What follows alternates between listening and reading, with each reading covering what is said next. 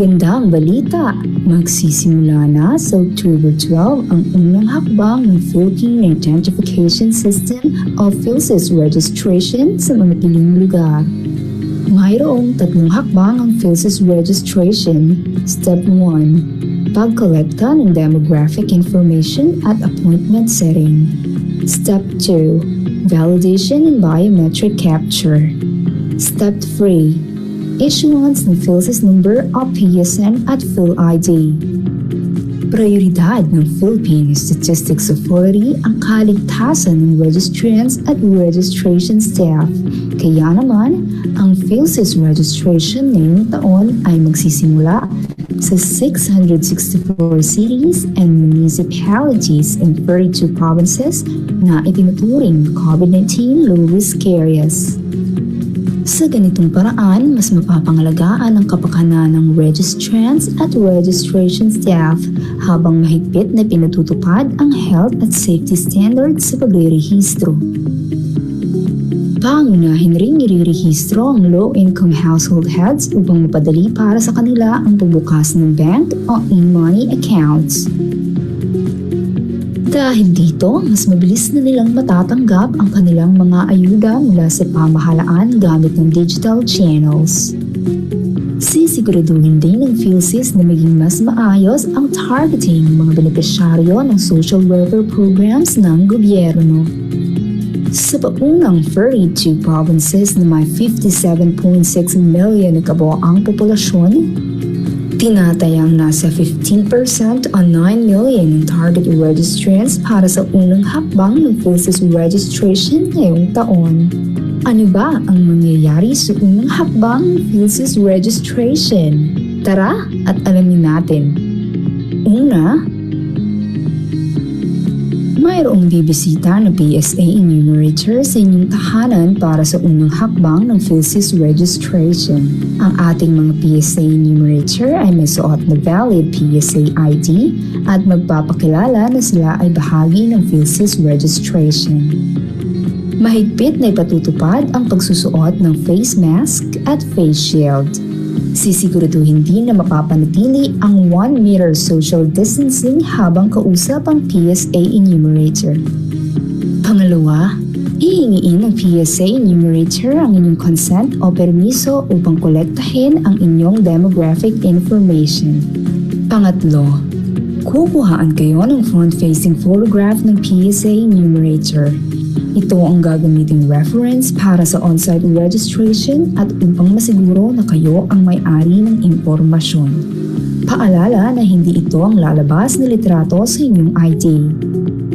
Pang-apat, gamit ang isang tablet, kokolektahin ng PSA enumerator ang mga sumusunod na impormasyon. Ang inyong pangalan, kasarian, araw at lugar ng kapanganakan, blood type, address, kung kayo ba ay Filipino o resident alien, at mga impormasyon na optional ninyong ibigay, phone number at email address. Pang-lima, i-check kung tama ang impormasyon na na-input ng PSA enumerator. Pang-anim, tatanungin ng PSA kung mayroon kang isa sa mga sumusunod na dokumento para dalhin sa pangalawang hakbang ng PhilSys registration. Philippine Statistics Authority issued Certificate of Live Birth at isang government-issued identification document na naglalaman ng buong pangalan, front-facing photograph, at pirma o thumb mark. Philippine passport na in-issue ng Department of Foreign Affairs. Unified Multipurpose Identification Card na in-issue ng Government Service Insurance System o Social Security System. Valid Student's License Permit o Non-Professional or Professional Driver's License mula sa Land Transportation Office. Paalala lamang na ihanda ang isa sa mga dokumentong nakasaad upang dalhin sa pangalawang hakbang ng PhilSys registration. Pang-7, ipaalam sa PSA numerator ang inyong libreng araw at oras para sa pangalawang hakbang ng PhilSys registration. Pagkatapos kumpirmahin ang schedule, mayroong appointment slip na ibibigay ang PSA enumerator. Ingatan at dalhin ang appointment slip kasama ang inyong documentary requirements sa araw ng inyong appointment. Mahalaga ang appointment system na ito para makasiguro na hindi sabay-sabay ang pagdagsa ng registrants sa registration center para na rin sa kaligtasan ng bawat isa. Ano naman ang dapat asahan at ihanda para sa pangalawang hakbang ng PhilSys registration?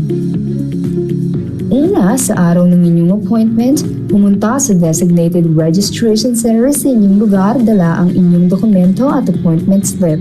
Aming pinaalala na mahigpit na pinatutupad ang pagsusuot ng face mask at face shield sa registration center. Ugaliin din magdala ng alkohol at sariling ballpen kung sakaling may kailangang isulat. Pagdating sa registration center ay panatilihin ang 1 meter social distancing. Pangalawa, ipakita sa screener ang inyong dokumento at appointment slip. Dito ay check ng screener ang inyong appointment at dalang supporting documents. Pangatlo, pagkatapos i-check ay bibigyan ng screener ang registrant ng queuing number. Hintayin kapag may libre ng encoder na pwedeng lapitan. Pang-apat, lumapit sa encoder at ibigay ang inyong appointment slip. Gamit ang QR code o reference number sa inyong slip ay may-retrieve ng encoder ang inyong demographic information mula sa unang hakbang ng PhilSys registration. Pang-5, ika-cross-check ng encoder ang inyong demographic information sa supporting document na inyong dala. Pang-6, i-check rin kung tama ang pre-encoded information mula sa unang hakbang ng PhilSys registration. Pang-7, kung kumpirmadong tama ang nakuhang impormasyon, kukunin na ng encoder ang inyong biometric information tulad ng inyong fingerprint, iris scan, at litrato. Sisiguraduhin ng PSA na ang mga equipment na gagamitin ay malinis. Paalala lamang din po na mag-alkohol pagkatapos humawak sa fingerprint scanner. Pang-8, pagkatapos i-scan ng encoder ang inyong supporting documents, kukunin ang kopya ng transaction slip. Siguraduhin na ito ay pirmado ng encoder. Ito ang 2 sa 3 hakbang ng pagrerehistro sa PhilSys. Ang huling hakbang ay ang pag-issue ng PhilSys number at PhilID. Antabayan ang mga anunsyo tungkol sa PhilSys sa PhilSys Facebook page o magtanong sa inyong munisipyo o barangay para sa karagdagang impormasyon. Makilahok sa pag-unlad at magpakilala. ID natin to, tara na at makiisa. Ito ang PhilSys, ang ID ng bawat Pilipino.